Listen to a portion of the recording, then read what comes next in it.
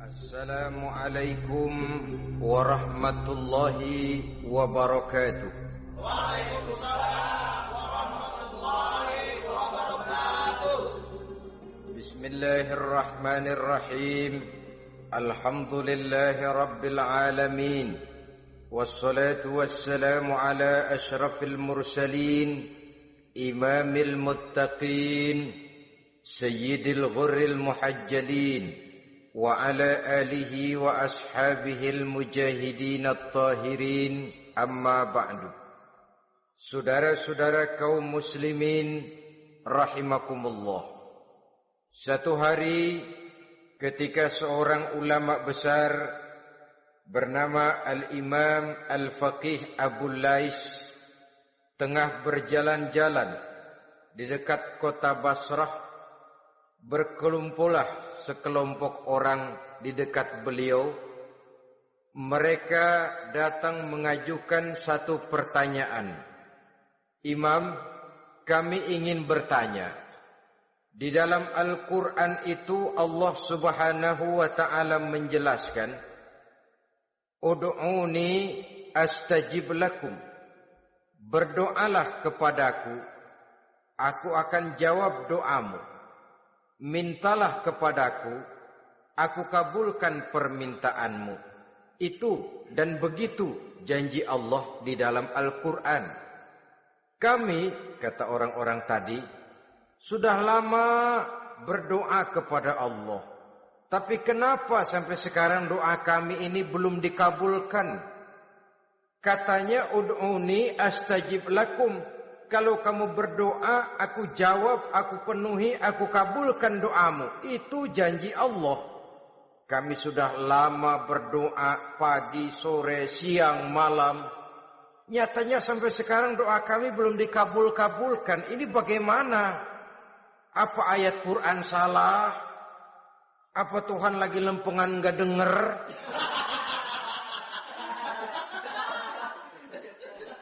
Apa doa kami yang terbalik? Kelihatannya sepele saja ini. Doa tidak didengar oleh Allah. Permohonan tidak dijawab, tidak dikabulkan oleh Allah. Tapi sebenarnya kalau kita mau merenung, kemalangan apa yang paling besar dalam kehidupan ini? Selain daripada kalau permohonan dan doa kita sudah tidak dihiraukan oleh Allah. Artinya hidup sudah tidak diopeni oleh Allah. Jangankan Allah, saudara-saudara. Kita nggak diopeni sama mertua saja bingung.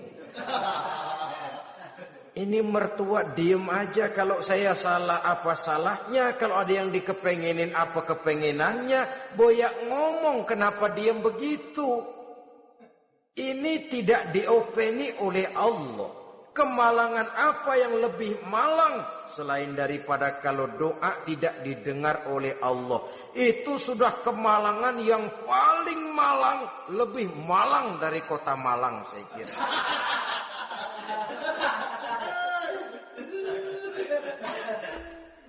Menghadapi pertanyaan ini, Imam Al-Faqih Abu Lais senyum. Lalu beliau berkata, tuan-tuan, tahu kenapa doa tuan-tuan tidak dijawab? Permohonan tidak dikabulkan? Allah sudah tidak memperdulikan tuan-tuan ini? Kami tidak tahu, Imam, maka kami bertanya. Begini, hati tuan-tuan itu mati. Dari hati yang mati, channel tidak nyambung kepada Allah. Dari channel yang putus tidak ada getaran strom. Bagaimana akan timbul gejala? Hatimu mati, jadi pantas kalau doa tidak dikabulkan, permohonan tidak dipenuhi, doa tidak terjawab, hatimu mati. Saudara-saudara kaum muslimin, dari hati yang mati ini, getaran tidak akan sampai ke hadratullah azza wa jalla. Nah, ini juga satu penyakit yang kita sangat khawatirkan, yaitu apabila hati kita sudah mati selagi jasad masih hidup. Artinya, jadilah kita bangkai berjalan di hadapan Allah Subhanahu wa ta'ala. Sementara kita sangat disibukkan dengan menggali berbagai macam jenis obat penangkal penyakit zahir. Dan kita kurang perhatian untuk mencari obat penangkal penyakit batin yang kalau diserang penyakitnya menghancurkan kehidupan abadi di akhirat nanti. Perkembangan ilmu kedokteran nyata benar diikuti dengan perkembangan jenis-jenis penyakit. Makin maju ilmu kedokteran, makin modern penyakit. Ngerti juga rupanya itu penyakit. Dulu kita tidak kenal yang namanya AIDS. Kita tidak tahu yang namanya liver. Kita tidak kenal yang namanya stres. Paling yang banyak cika, masuk angin, dan sebagainya. Tapi baiklah, penyakit-penyakit batin yang menyebabkan hati menjadi mati, dan dari hati yang mati, doa tidak naik, tidak didengarkan oleh Allah Subhanahu wa ta'ala. Nah, kata orang-orang tadi, yang menyebabkan hati kami mati ini apa, Imam? Beliau menjawab, pertama, araftumullaha wa lam tu'tuhu haqqahu. Yang menyebabkan hatimu jadi mati, pertama, kamu kenal benar kepada Allah, tapi haknya untuk disembah, kewajibanmu untuk menyembah, tidak pernah kamu laksanakan. Bagaimana Allah tidak akan jauh dari kita kalau kita tidak akan mengadakan pendekatan kepadanya. Dan pendekatan kepada Allah hanya bisa kita tempuh melalui jalur kegiatan ritual ibadah. Allah akan terlalu jauh apabila kita hanya membicarakannya lewat filsafat dan renungan yang mendalam. Tapi Allah akan dekat dan terasa hadir dalam hidup apabila kita dekati ia dengan pelaksanaan ibadah kepadanya. Kamu kenal Allah, tapi hakmu untuk menyembah, kewajibanmu untuk menyembah, haknya untuk disembah, tidak pernah kamu laksanakan. Kalau soal Allah, kita kenal bukan main. Bahkan tidak hanya kita mengajarkan kenal juga kepada anak-anak kita. Kalau ditanya siapa pencipta matahari, bulan dan bintang, Allah. Siapa pencipta lautan, gunung, hutan belantara dan sungai-sungai? Allah. Siapa pencipta bumi, matahari dan sebagainya? Allah. Sembahyang apa enggak? Bagaimana nanti?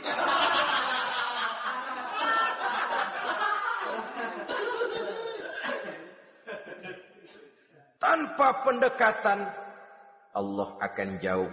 Apabila Allah jauh, maka doa tidak akan didengarkan olehnya. Oleh sebab itu, logika mengajarkan kepada kita, berpayahlah dulu, wa mal ladzatu illa ba'da ta'ab, inna ma'al usri yusra. Di balik kesulitan menunggu kemudahan. Nikmat baru akan terasa, kelezatan hidup baru akan terasa setelah kita jerih payah banting tulang peras keringat. Rasanya memang lebih nikmat sepotong singkong hasil cucuran keringat sendiri ketimbang roti dijejelin orang.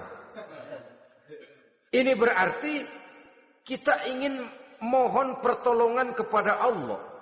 Sementara dengan Allah sendiri kita jauh. Sama saja dalam kehidupan kita analoginya, saudara-saudara. Orang tidak kenal kepada saudara. Tahu-tahu jauh dari saudara. Tahu-tahu datang mau minjem duit. Apa kesan saudara? Enak aja, kenal enggak, dekat enggak, datang-datang mau minjem duit. Emang duit percetakan bapak lu?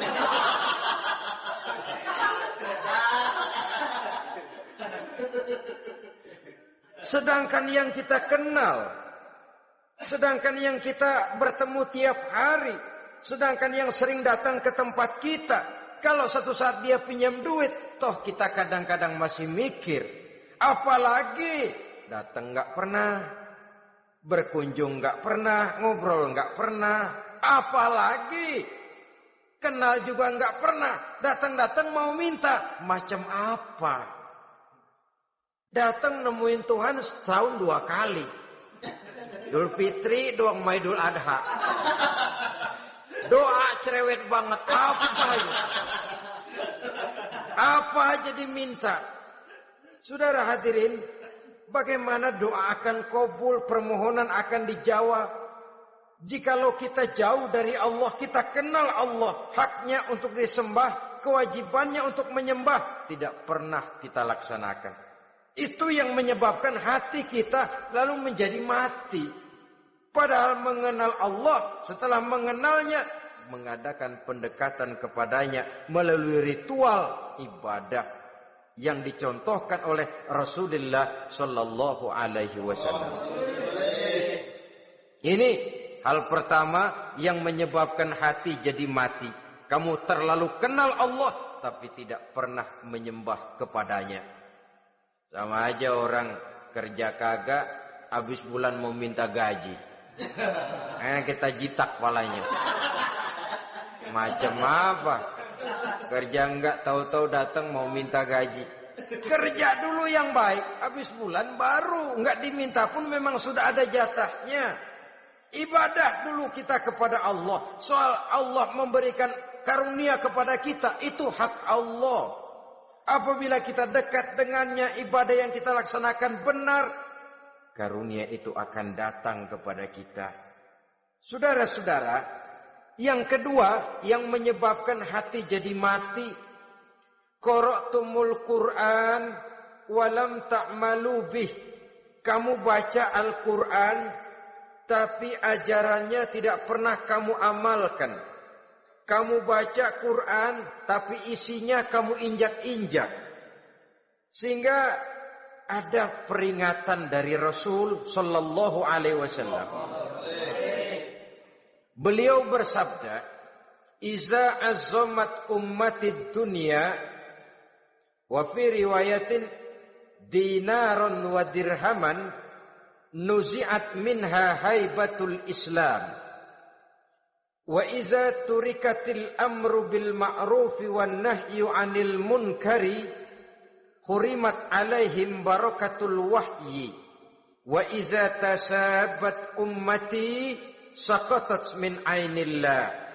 3 peringatan keras tapi yang merupakan gejala penyakit kita umat Islam diperingatkan oleh Nabi kita. Pertama, iza azzamat ummatid dunya. Apabila umatku telah terlalu mengagung-agungkan dunia. Apabila umatku telah jatuh menjadi umat yang materialistis. Segalanya diukur dari sudut keduniaan saja. Nusiat minha haibatul Islam. Maka akan dicabutlah dari mereka kehebatan agama Islam. Hilang kehebatan Islam apabila kita jatuh menjadi umat pengagung dunia, penyembah materi. Nilai kita, keberadaan kita tidak dihargai orang lain. Orang memandang kita remeh saja. Orang Islam gak ada apa-apanya, bayar aja. Bisa dibeli, bisa diatur, bisa dikerjain, garap saja. Nusiat minha haibatul Islam. Hilang dari mereka kehebatan Islam ini.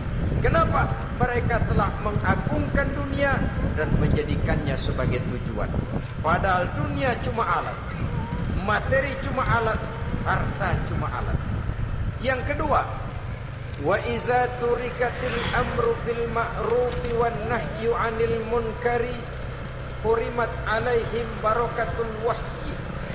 Apabila telah ditinggalkan amar ma'ruf dan nahi munkar, maka hilanglah keberkahan wahyu. Ini yang ada hubungannya dengan masalah kita. Kita baca Quran, kita tidak amalkan isinya. Bagaimana hati tidak jadi mati? Amar ma'ruf dan nahi munkar ditinggalkan orang, hilang keberkahan wahyu. Pada saat itu boleh jadi Quran ada, tapi cuma tinggal tulisan saja. Islam ada, cuma tinggal sekedar nama saja. Diseminarkan, disimposiumkan, dimuktamarkan, tapi tidak dijabarkan dalam kehidupan sehari-hari. Apabila amar ma'ruf dan nahi munkar telah ditinggalkan orang, hilang keberkahan Quran. Akibatnya apa? Apabila amar ma'ruf tidak lagi digalakkan orang, nahi munkar tidak dilaksanakan orang, lalu orang menilai sesuatu menurut seleranya sendiri. Mana yang ma'ruf, mana yang munkar, tidak ada lagi patokan utama. Kalau baik kata otaknya, dia kerjakan. Tidak baik menurut otaknya, dia tinggalkan. Agamanya adalah otak, berhalanya adalah akal. Akhirnya umat kehilangan pedoman. Tidak lagi jelas mana batas yang ma'ruf, mana batas yang munkar. Dalam kondisi sedemikian, akhirnya akan terjadi penjungkiran nilai. Paling celaka nantinya, yang ma'ruf malah dianggap munkar, yang munkar malah menjadi ma'ruf.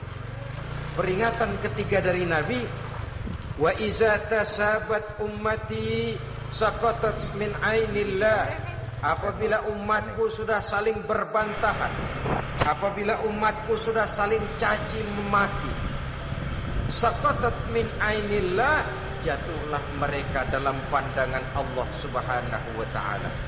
Hilang wibawa umat yang sudah saling mencaci maki, saling menjatuhkan, saling gasak, gesek, gosok. Justru agama menganjurkan kita ini saling asah, asih, asuh. Kadang yang kita praktekkan, kita ini saling gasak. Yang kedua, saling gesek. Yang ketiga, saling gosok. Gasak, gesek, gosok. Kacau kita ini. Saling gasak, menjegal kawan seiring, menggunting dalam lipatan. Saling gosok, fitnah sana, fitnah sini. Saling gesek, sikut kiri, sikut kanan. Tidak peduli orang lain luka dan sebagainya. Yang penting dia bisa nangkring. Jatuh kita dalam pandangan Allah apabila umat sudah saling mencaci maki. Maka kita kembali kepada persoalan. Hal kedua yang menyebabkan hati jadi mati, qara'tumul Qur'an walam ta'malu bih. Kita baca Al-Quran, tapi ajarannya nyaris tidak kita amalkan di dalam kehidupan kita. Akibatnya hati lalu jadi mati. Itu yang kedua. Yang ketiga, yang menyebabkan hati jadi mati dan doa tidak terjawab, idda'aitum annakum min ummati Muhammadin sallallahu alaihi wasallam walam ta'malu bi sunnatihi. Kamu mengaku, kamu memproklamirkan diri sebagai umatnya Nabi Muhammad, tapi sunnahnya tidak pernah kamu amalkan. Malahan perkembangan paling akhir bukan saja tidak mau mengamalkan sunnah, malah mengingkari sunnah. Inna lillahi wa inna ilaihi raji'un. Oh, Nabi Muhammad itu manusia biasa seperti kita. Sebagai manusia dia bisa salah. Dan ternyata hadis banyak yang palsu. Yang otentik cuma Quran. Selebihnya adalah sejarah. Tidak ada itu sunnah. Langsung saja kepada Quran. Oh, hadis itu bukan sumber hukum. Oh, tidak perlu mengamalkan sunnah. Saudara-saudara kaum muslimin, mengaku kita umat Nabi, tapi sunnahnya kita campakkan, tidak kita amalkan. Setelah tidak kita amalkan, kita campakkan. Setelah kita campakkan, kita ingkari pula. Inna lillahi wa inna ilaihi raji'un. Bagaimana hati tidak jadi mati? Kalau siang malam kita memproklamirkan diri sebagai umat Nabi Muhammad, sementara sunnahnya kita campakkan, kita abaikan, dan kita ingkari dia, sunnah itu. Padahal jikalau sekarang kita mengenal Islam, jikalau kita sekarang mengerti halal haram, tahu hak batil, bisa memilah dan memilih antara yang ma'ruf dengan yang munkar, itu utamanya adalah karena jasa Nabi Muhammad sallallahu alaihi wasallam. Yang dari generasi ke generasi dilanjutkan oleh para sahabat, oleh tabi'in, oleh tabi'it tabi'in, terus oleh para ulama-ulama sampai kepada kita sekarang ini. Walaupun beliau hanya berfungsi sebagai penyampai, tapi kepribadiannya dijadikan model oleh Allah Subhanahu wa taala di dalam kita melaksanakan kehidupan beragama. Bahwa beliau manusia seperti kita, memang dalam arti unsur biologisnya ya manusia, punya darah, punya daging, punya hati, punya perasaan, bisa sedih, bisa gembira, tetapi beliau itu termasuk basyarun la kal basyar.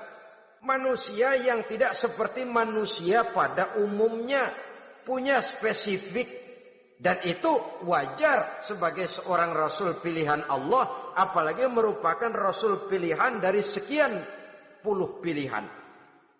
Bahwa jamrud itu batu memang, tapi nilainya kan berbeda dengan batu kolar. Satu truk batu kolar dengan barangkali segenggam batu jamrud, nilainya tentu jauh lebih mahal batu jamrud. Kalau soal batunya, sama batunya, tapi nilainya berbeda karena esensinya berbeda. Kita manusia, Nabi Muhammad juga manusia, sama manusianya memang, tapi kualitasnya, nilainya tentu jauh panggang daripada api. Itu sebabnya Allah menjadikan beliau sebagai model. Laqad kana lakum fi Rasulillahi uswatun hasanah. Di dalam diri Rasul itu terdapat contoh teladan yang sangat baik bagi kita. Oleh karenanya, pada pertemuan kali ini, apabila kita konsekuen mengaku umat Nabi Muhammad, marilah konsekuen juga menegakkan sunnahnya. Yang keempat, yang menyebabkan hati jadi mati dan doa tidak terjawab, akaltum ni'mata rabbikum walam tashkurulah. Tiap hari kamu makan nikmat Tuhanmu, tapi kamu tidak pernah mau bersyukur kepadanya, kepada Allah Subhanahu wa ta'ala.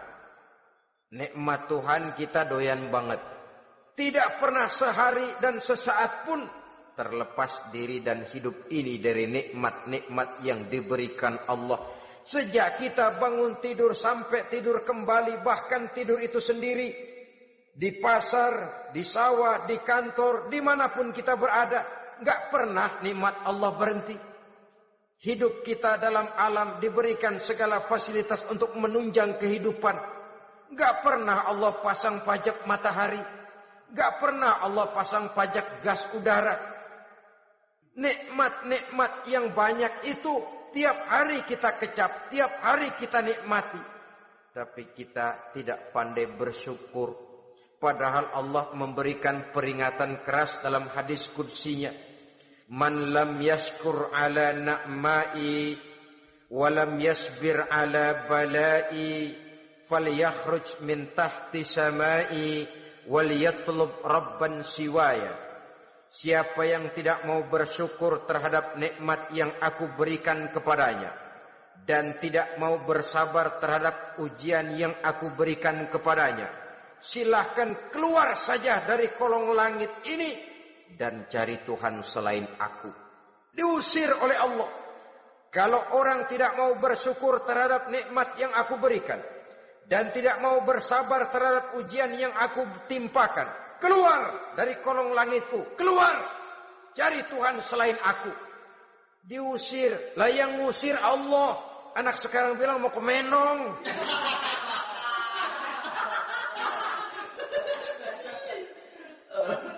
Kalau diusir kita dari Jakarta, masih bisa pindah ke Bandung. Diusir kita dari Bandung, bisa pindah ke Jogja, Solo. Diusir kita dari Indonesia, bisa pindah ke Singapura, Malaysia. Diusir dari kolong langit, mau cari langit mana lagi?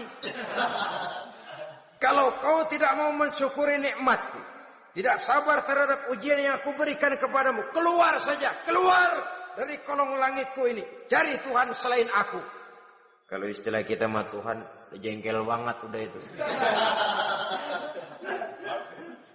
Nikmatku, nikmat yang aku berikan kau makan, tapi kepadaku engkau tidak pernah mau bersyukur.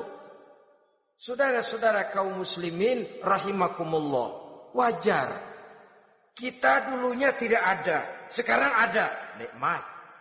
Susunan biologis manusiawi kita demikian cantik, nikmat. Tinggal di bumi, fasilitas yang kita perlukan disediakan, tinggal kemampuan kita mengelolanya. Nikmat. Diberikan kita otak yang membedakan kita dengan binatang, nikmat. Diberikan kita agama, diutus para rasul untuk jadi model dalam kehidupan kita, nikmat. Kalau cara kita emang kurang apa sih? Apa yang kurang, hai manusia? Engkau tidak ada, aku adakan. Kalau aku perintahkan kau tinggal di bulan, mungkin kau tidak akan sanggup hidup. Begitu lahir juga kelepek-kelepek habis. Ya enggak ada HO2 toh di bulan. Mau ngisap apa? Aku perintahkan tinggal di permukaan bumi. Alamnya indah, fasilitas serba menunjang. Nikmati semuanya, semuanya untuk kamu, semuanya. Satu pintaku, syukuri nikmat yang aku berikan kepadamu. Ya bukan cuma syukur dalam ucapan, syukur dalam perbuatan. Banyak nikmat yang diterima, makin banyak dia sujud, makin banyak dia ruku, makin banyak dia mengadakan pendekatan kepada Allah. Syukur dalam artian berupa tindakan dan perbuatan, mempergunakan nikmat sesuai dengan kehendak yang memberikan nikmat itu sendiri kepada kita. Saudara-saudara kaum muslimin rahimakumullah. Ini penyakit yang keempat. Kamu makan nikmat Tuhanmu, tapi kamu tidak pernah pandai bersyukur kepadanya. Mensyukuri nikmat yang diberikan tadi. Bagaimana hati tidak jadi mati? Kita sibuk mempersolek jasmani, mencari obat penangkal penyakit zahir. Maka yang ramai di zaman sekarang, saudara lihat, salon, fitness, senam, macam-macam jenis. Tidak ada salahnya dan tidak ada jeleknya. Tapi kalau itu sampai melupakan kita kepada memperindah batin, memperbaiki jiwa, artinya bukankah kita perlahan tapi mempersiapkan diri menjadi bangkai berjalan di hadapan Allah. Dengan operasi plastik, yang pesek jadi mancung, yang sipit jadi belok, kulit keriput jadi kencang, pipi terlalu cekung bisa diatur. Saudara-saudara, tapi kalau hati yang rusak, jiwa yang rusak, kemana lagi kita akan berobat kalau bukan kepada agama? Maka hati itu jadi mati apabila kita selalu memakan nikmat Allah dan tidak pandai mensyukuri nikmat itu. Dari hati yang mati tidak akan ada getarannya. Oleh sebab itu doa tidak terjawab. Selanjutnya, yang menyebabkan doa tak terjawab dari sebab matinya hati, qultum annal mauta haqqun wa lam tasta'iddu lahu. Kamu berkata, kamu yakin bahwa mati adalah sesuatu yang benar, tapi kamu tidak pernah punya persiapan untuk mati. Padahal menurut logika, orang yang akan bepergian jauh tentu dia harus mempunyai bekal yang cukup.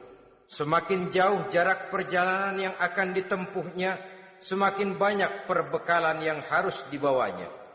Dahulu, seketika beberapa jamaah dari Yaman akan melaksanakan ibadah haji dengan nekat, mereka berprinsip, pokoknya kan berangkat haji jadi tamunya Allah, nanti Allah yang akan ngelayanin. Mereka nekat, modal badan doang berangkat.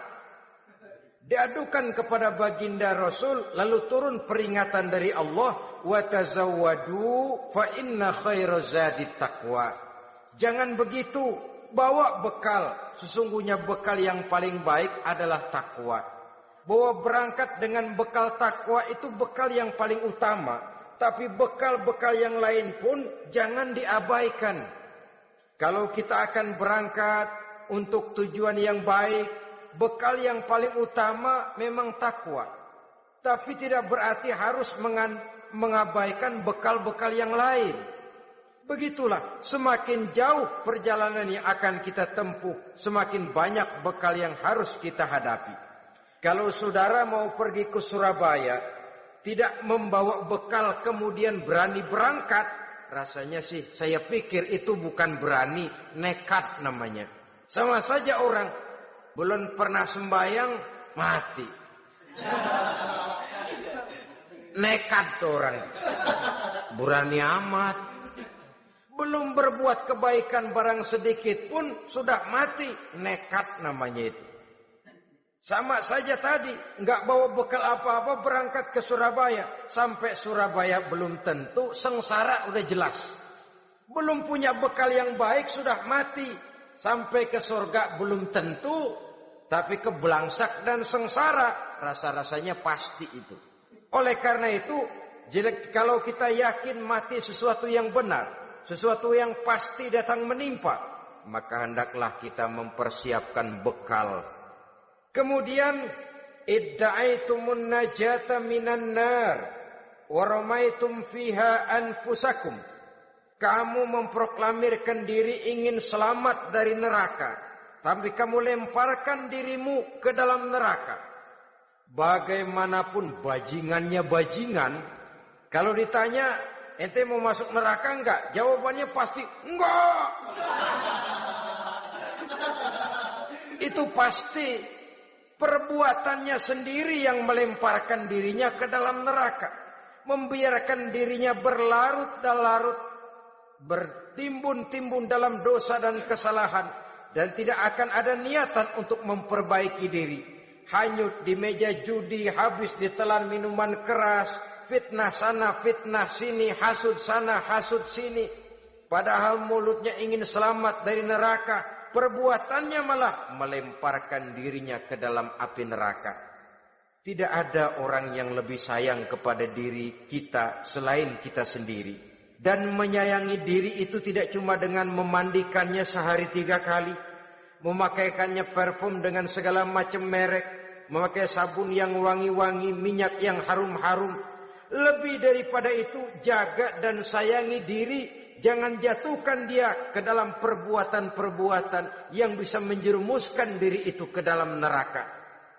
Kemudian disambung oleh Imam Al-Faqih Abu Lais yang menyebabkan doa tidak terjawab karena hati mati. Idda'aitum dukhulal jannah walam ta'malu laha. Kamu ingin masuk surga tapi kamu berat mengamalkan perbuatan yang bisa menyampaikan kamu ke surga. Semua kita kalau ditanya, mau masuk surga? Mau. Tapi jarang yang berlomba melakukan perbuatan-perbuatan yang bisa menyampaikan kita ke surga. Kemudian yang terakhir kata Imam Al-Faqih Abu Lais, dafantum mautakum walam ta'tabiru laha. Kamu menguburkan orang yang mati di antara kamu, tapi kamu tidak bisa mengambil i'tibar. Tidak bisa ngambil pelajaran dari mayit yang jenazah yang kau kuburkan itu. Mestinya kan nguburin orang tuh membuat sadar. Iya, kalau sekarang dia saya baringkan di liang lahat menghadap ke arah kiblat, bantalnya tanah.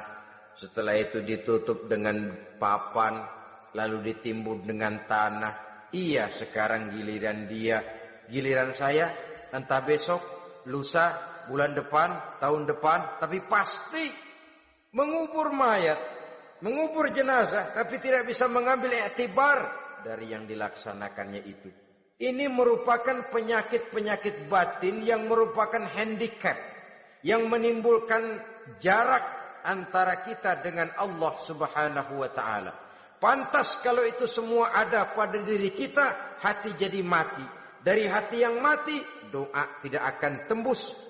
Kita tidak lagi akan diperdulikan oleh Allah Subhanahu wa ta'ala.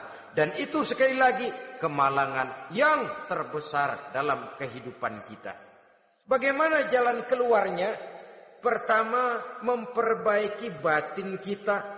Menyelamatkan diri daripada penyakit-penyakit yang bisa mematikan hati. Seperti yang sudah saya sebutkan tadi. Yang kedua, berdoa dengan adab. Sehingga tata cara di dalam kita bermohon kepada Allah Subhanahu wa taala dibicarakan secara khusus oleh Al-Imamul Ghazali dalam kitab Ihya beliau yang disebut adabud doa. Adab di dalam kita melaksanakan doa kepada Allah Subhanahu wa taala. Setelah batin ini bersih dari penyakit-penyakit hati yang bisa menyebabkan hati jadi mati, berdoalah kita kepada Allah. Bagaimana adabnya? Kata Imamul Ghazali rahimahullah, yang pertama hendaklah ia di dalam berdoa itu memilih waktu yang mulia. Minal awqatis syarifah, kata beliau. Memilih waktu-waktu yang punya nilai mulia. Ramadan dalam 1 tahun, Jumat dalam tiap minggu, sepertiga malam yang akhir pada setiap hari. Waktu-waktu yang punya nilai mulia. Walaupun misalnya saudara berdoa pada hari Kamis, tidak ada halangannya Allah mau kabulkan. Ini tidak berarti bahwa kalau sudah berdoa hari Jumat lalu hari Kamis tidak mau berdoa, tidak. Lebih memilih mengintai waktu-waktu yang punya nilai mulia. Lailatul Qadar sekali dalam setahun. Waktu-waktu yang punya nilai mulia. Logikanya begini, saudara-saudara. Kalau kita datang ke rumah seseorang, tujuan utama kita minjem duit, yang paling pertama kita perhitungkan tanggal berapa nih? Kan itu toh. Tanggal berapa? Kalau tanggal 20 atuh minjem duit. Orang lagi ngap-ngapan. Boro-boro dia bisa minjemin, dia sendiri mungkin lagi pusing. Kita lebih dulu kita amatin tanggal berapa nih? Yang enak sore apa siang? Jam 2. Jam 2 dia baru pulang dari kantor, tapi giliran tidur. Kalau dia tidur dibangunin datang mau minjem duit, kagak dimaki-maki sudah kebagusan deh. Kan kita lihat waktunya, timingnya kata orang sekarang. Tanggal berapa, sore apa malam, apalagi gulem apa terang bulan. Itu semua sudah kita atur sedemikian rupa. Memilih waktu. Yang kedua kata Imamul Ghazali, memilih keadaan yang istimewa. Kalau tadi soal waktu, yang kedua soal keadaan. Ada situasi-situasi di mana doa itu diijabah oleh Allah Subhanahu wa taala. Di antaranya kata Imam Abi Hurairah, "Inda zahbi sufuf fi sabilillah." Pada waktu mengatur barisan perang membela agama, di situ doa kabul. Inda nuzulil ghais, ketika turun gerimis, di situ doa makbul. Inda iqamis shalah, ketika salat mau didirikan, riwayat lain bainal azan wal iqamah, antara azan dan qomat, di situ doa makbul. Itu memilih keadaan-keadaan. Kemudian yang ketiga kata beliau, berdoa menghadap kiblat. Ya, apa kalau doa madhab mudik Tuhan gak tahu? Tahu. Tuhan gak dengar? Dengar. Cuma lebih etis. Lebih etis kalau kita berdoa menghadap ke arah kiblat. Saudara-saudara kaum muslimin rahimakumullah. Yang keempat, hifdzus shaut, menyederhanakan suara. Tidak terlalu keras, juga tidak terdengar orang lain, apalagi kalau doa kita diaminkan oleh orang lain. Tidak usah terlalu keras. Kenapa? Karena Allah yang kita meminta kepadanya bukan zat yang tuli, bukan zat yang buta, bukan zat yang tidak dengar, bahkan Dia Maha dengar. Juga tidak terlalu seperti orang berbisik-bisik, apalagi kalau doanya doa bersama-sama.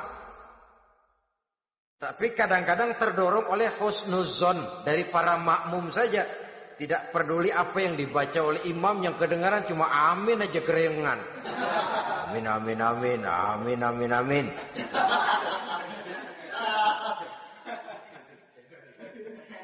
Juga tidak terlalu keras. Seperti orang berdoa, seperti orang pidato. Saudara-saudara kaum muslimin rahimakumullah. Yang kelima, alla yatakallafa saja fid du'a. Dalam berdoa, kalau istilah kita, jangan nyelongcong. Sajak sujak ini menunjukkan sikap berani kepada Allah. Misalnya ada orang berdoa, ya Allah ampunilah saya kalau engkau mau. Kalau Allah mau. Kasihanilah saya ya Allah kalau engkau mau. Itu doa orang songong. Atau sama saja, ya Allah berilah saya rezeki dikit aja. Emang kenapa pakai begitu? Allah yatakallafa saja fid du'a. Yang keenam kata Imamul Ghazali, at-tadarru' wal khusyu'. Dengan tadarru' dan khusyuk, dengan sikap tawadhu, benar-benar ya seperti kita lah kalau datang memang menghajatkan pertolongan dari seseorang, segala action kita atur supaya hajat kita itu kabul, kan begitu. Kadang-kadang istilah orang kalau perlu ngesor mah ngesor dah, yang penting permintaan dikabulkan, begitu saja. Kita lihat sekarang ini, ramai orang bicara soal film-film Parno. Kelihatannya pendatang-pendatang baru, pokoknya asal bisa main dah, bugil ya bugil dah. Yang penting nyohor, bisa tampil. Walaupun dalihnya semua sama, mula-mula cuma iseng. Adegan panas bagaimana? Kalau tuntutan skenario apa boleh buat? Apa boleh buat? Emang nggak bisa milih. Setelah film beredar baru saya juga jijik ngelihat, ya tadi kemana waktu bikin? Udah jadi baru jijik, bikinnya merem memang itu.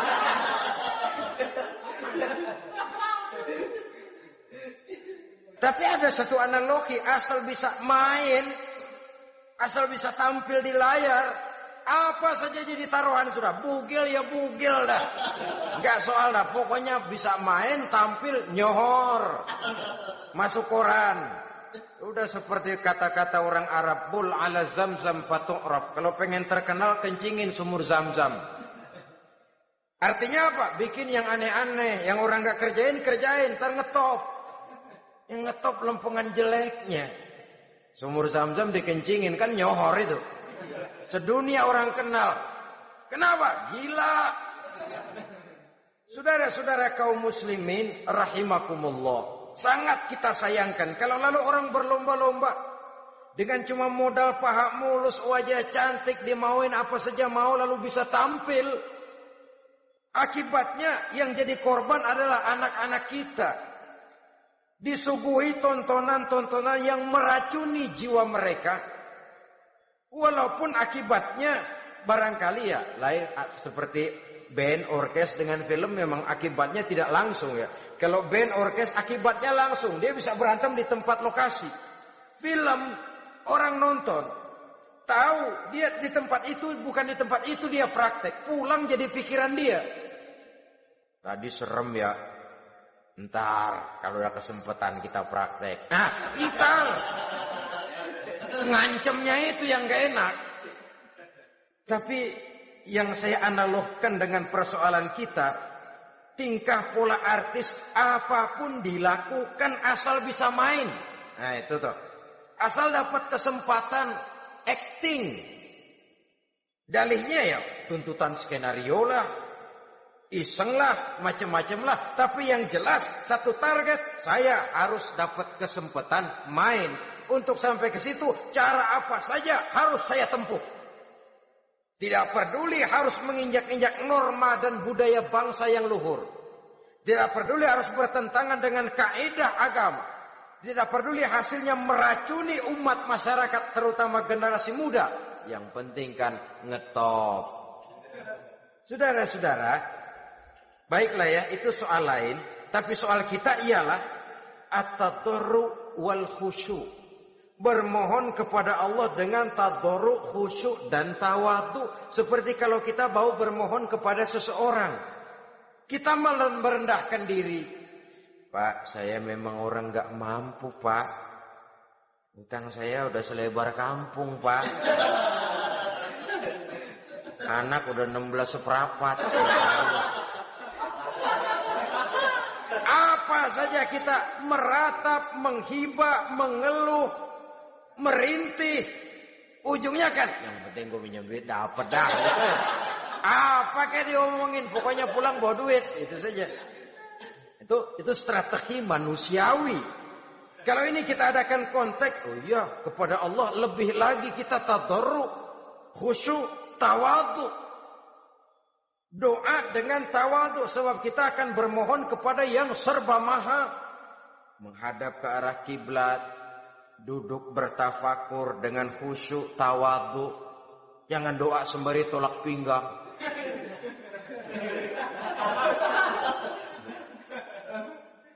Yang ketujuh kata Imamul Ghazali, ayyujzimad du'a wa yuqina bil ijabah.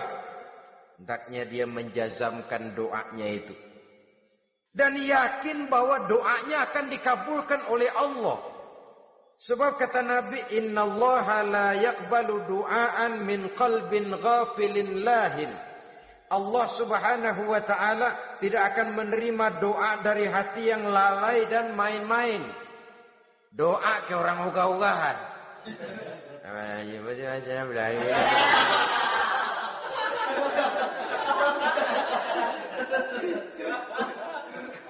Kali malaikat nyongok dong, lu minta apa lu?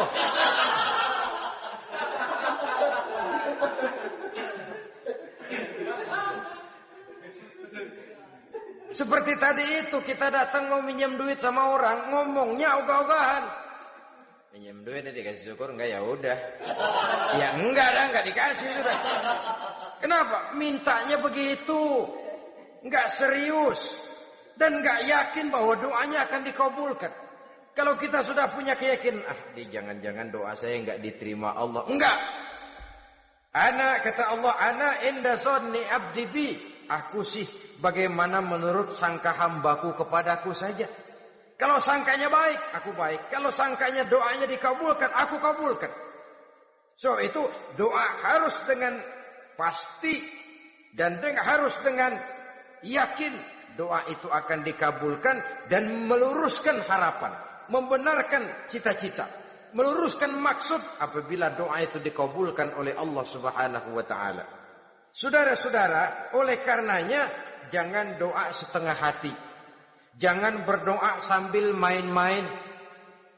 Apalagi menghadap kiblat dengan dua tangan terangkat sebagaimana dicontohkan oleh Rasulullah sallallahu alaihi wasallam. Bahwa berdoa tanpa mengangkat kedua tangan pun Allah tahu. Allah dengar. Tapi kelihatannya kurang serius. Seolah-olah terserah ada Tuhan mau dikasih ya kasih, enggak ya udah. Seolah-olah kita tidak serius dalam berdoa.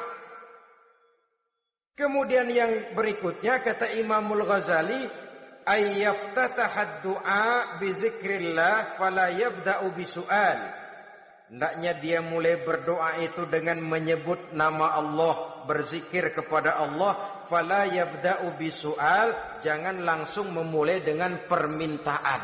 Ini tata krama etisnya. Sama juga orang kirim surat, salam sejahtera kami haturkan. Padahal mah enggak ada itu juga enggak apa-apa. Itu kan maksud mukaddimah saja. Besar harapan kami semoga Bapak dan keluarga di sini pun berada dalam keadaan sehat walafiat. Selanjutnya kami telah dengar dari berbagai teman tentang kedermawanan Bapak, tentang bantuan Bapak di berbagai bidang yang menyangkut sosial pendidikan. Sehubungan dengan itu maka kami bermaksud mengajukan permohonan. Baru masuk itu mah 15 kalimat kesonoin, urusan lain. Intinya sehubungan dengan itu kami bermaksud memohon kepada Bapak. Kita mulai, salam sejahtera kami haturkan, bersama ini pula kami, macam-macam lah. Sama juga seperti tadi itu, kita datang mau minjem duit, datang karena kita tahu datang habis bulan, malam terang bulan, udaranya sejuk, ngobrol lah kita, dapet teh. Apa kabar Pak? Baik. Aduh Bapak sih untung dah Pak, kayak pemurah lagi. Saya tahu Bapak banyak nyumbang di mana-mana. Diangon aja tuh orang diangon.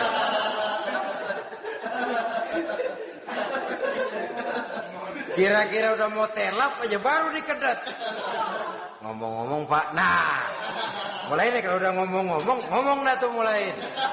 Baru masuk. Jadi etisnya berdoa itu dimulai dengan zikrullah. Karena itu umumnya dimulai dengan Alhamdulillahi Rabbil Alamin. Kita puji dulu Allah. Alhamdulillahi Rabbil Alamin. Hamdan yuwafi ni'amahu wa yukafi'u mazidah. Kita puji dulu Allah. Seperti orang tadi lah. Kita puji dulu kebaikannya. Walaupun pada akhirnya kita minjem duitnya. Sebenarnya Allah nggak perlu dipuji toh. Dipuji atau tidak Allah tetap termulia. Ini etis manusia. Allah tidak berharap untuk dipuji oleh manusia. Allah tidak untung seluruh alam memujinya. Manusia mau muji atau tidak itu urusan manusia sendiri. Allah tidak minta untuk dipuji. Allah juga tidak gila kepada pujian. Kalau kita memulai doa dengan pujian, etis kita kepada Allah Subhanahu wa taala di dalam kita bermohon kepadanya. Saudara-saudara kaum muslimin rahimakumullah.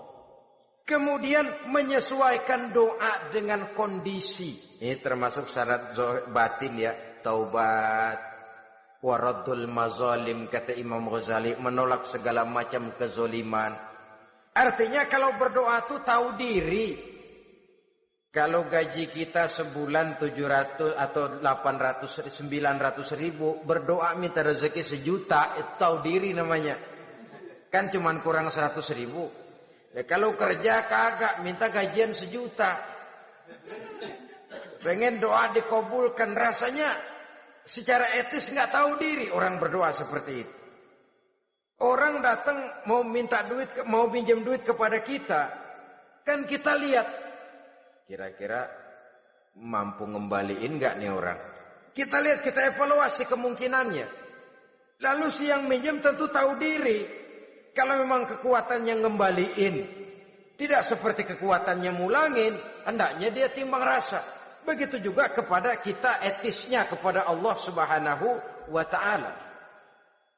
Tahu diri, menyesuaikan doa dengan keadaan. Kalau tidak ada gap terlalu jauh panggang daripada api, nanti nasibnya bagai si pungguk merindukan bulan. Apabila adab-adab di dalam berdoa ini kita perhatikan, sejak dia dari adab yang zahir sampai kepada adab yang batin, kemudian penyakit-penyakit yang membuat hati itu jadi mati, maka insya Allah doa kita dijabah oleh Allah Subhanahu wa ta'ala. Dalam Al-Baqarah ayat 186 Allah Subhanahu wa ta'ala menjelaskan, wa iza sa'alaka ibadi anni fa inni qarib ujibu da'watad da'i iza da'ani falyastajibu li wal yu'minu bi la'allahum yarshudun. Apabila hambaku bertanya kepadamu Muhammad tentang aku, kata Allah, fa inni qarib, katakan kepadanya aku dekat sekali dengan mereka. Ujibu da'watad da'i iza da'ani, aku akan jawab, aku kabulkan permohonan orang-orang yang berdoa kepadaku. Falyastajibu li wal yu'minu bi, maka hendaknya mereka juga menjawab panggilanku atas dasar iman kepadaku. La'allahum yarshudun, semoga dengan ini mereka kelak mendapat petunjuk. Saudara-saudara, Al-Baqarah 186 ini dengan nyata menjelaskan kepada kita, Allah akan menjawab doa, mengabulkan permohonan apabila kita falyastajibu li wal yu'minu bi, juga menjawab panggilan Allah atas dasar beriman kepadanya. Logikanya tadi itu, araftumullaha wa lam tu'tuhu haqqahu. Kita tidak pernah mau menjawab panggilan Allah sementara kita berharap doa kita dijawab oleh Allah. Apa enggak pincang? Apa enggak berat sebelah? Panggilan Allah kita berat memenuhinya. Sementara kita sangat berharap agar permohonan kita, seruan kita dikabulkan oleh Allah. Menjawab panggilan Allah atas dasar beriman kepadanya. Kenapa? Ada orang menjawab panggilan bukan berdasarkan iman, tapi karena target lain. Datang sembahyang Jumat paling dulu, target utamanya pulang juga paling dulu nyabet sendal, nyabet sepatu. Menjawabnya iya, tapi tidak karena iman. Jadi apabila kita rajin menjawab panggilan Allah atas dasar beriman kepadanya, maka seruan, permohonan, doa niscaya dikabulkan olehnya. Ini saja, mudah-mudahan ada manfaatnya. Terima kasih atas segala perhatian. Mohon maaf atas segala kekurangan. Usikum wa nafsi bitaqwallah. Wassalamualaikum warahmatullahi wabarakatuh.